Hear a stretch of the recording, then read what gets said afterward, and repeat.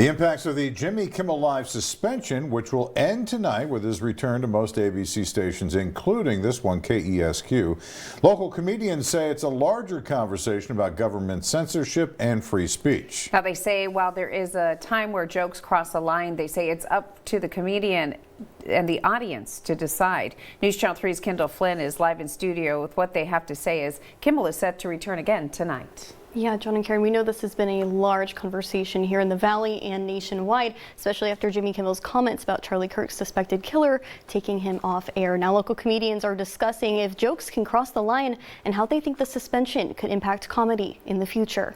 It sets a dangerous precedent.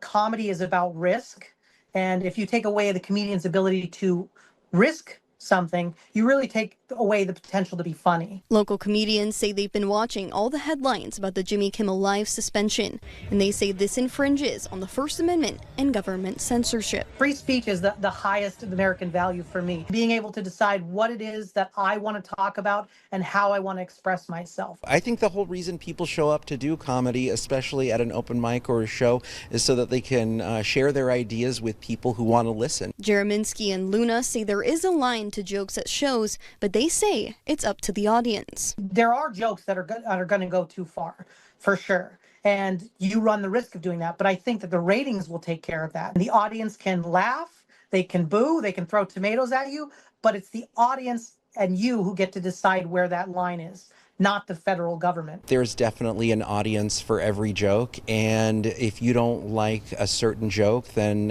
it wasn't meant for you. Jereminsky says this is not about politics. He says no matter who is in office, he would still think the decision to suspend Kimmel is crossing the line. I would be saying the same thing right now if we had a left-leaning administration in there. I would be doing the same thing because I don't think the government gets to decide where and when you get your news and who you think is funny. Jereminsky and Luna both say they don't plan to change any of their comedy material after Kimmel's suspension, and within this heated debate, they say comedy is the best medicine. I believe he deserves to say what he has to say. I'm excited that free speech has won for now.